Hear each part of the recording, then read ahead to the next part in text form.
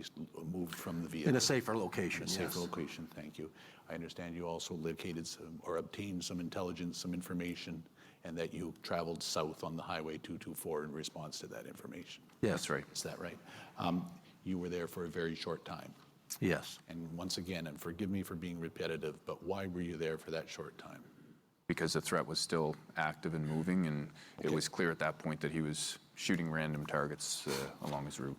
Okay, I'm coming to the end of my questioning, but there's one more thing that I'd like Madam Registrar to bring up, and that's the Colchester radio communications at 10:59:24, when you are at the Shubenacadie, or closely thereafter, the Shubenacadie Cloverleaf scene. Could you play that audio, please? Break, ERT.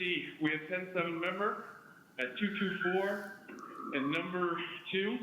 He's left this scene in the silver tracker, Halifax bound. Have an update that the male civilian was wearing a yellow, high visible clothing, opened the trunk of the PC, set it on fire, took off in a gray SUV, heading towards Milford on the 224.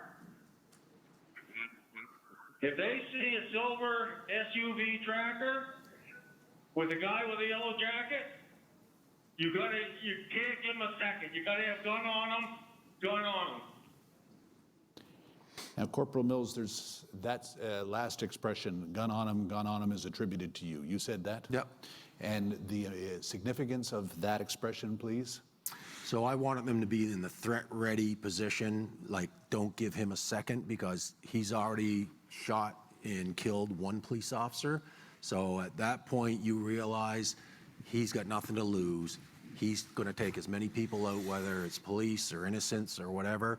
So the confusion of, the police car alone, now he's in a silver tracker. So it's like we already lost one member who was in a gun battle with them.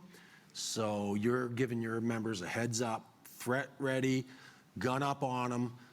Don't give them a chance to shoot you first, is what I'm saying. The expression, you got to have a gun on him, was that an execution order? Absolutely not. Corporal? But saying that, a threat like this, unless he's unarmed and hands up and that surrendering, you can't give him a second. You don't have time to have a gun up and try to negotiate with that guy. He's already shown what he's capable of and what he wants to do. So threat ready, and basically you don't know what he has, you got to see his hands.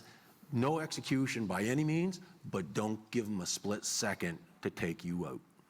Corporal Milton, any comment on that? Yeah, it comes back to our training and our experience. Action versus reaction, right? If I have my hands down by my side, you're going to be able to basically get one up on me much quicker than I have if I were to be up in a threat-ready position, right? So it's that action versus reaction, and that's what that comment is indicating. Okay. I understand, gentlemen, that you attended at the Big Stop Enfield scene and were involved in the extraction of the perpetrator from the vehicle. That's right. And just for the record, I understand you made some observations with respect to a handgun. Can you briefly describe that for us, what you saw, Corporal Mills and Corporal Milton? Yeah. So when the door was open, he was sitting in the driver's seat, and he had Constable Stevenson's silver Smith & Wesson in his right hand, resting on his right thigh. And as the extraction team start pulling him out, the hand slipped to the side and the gun disappeared, fell to the floor. Corporal Milton? Yeah, so same observations on my point. I had moved to the rear of the vehicle to cover with lethal force for the members that were extracting and pulling him out. And I could see as I was going around the vehicle that he had a silver pistol on his thigh. Okay. All right. Now, I am just about to the end of my questioning, but I wanted to cover one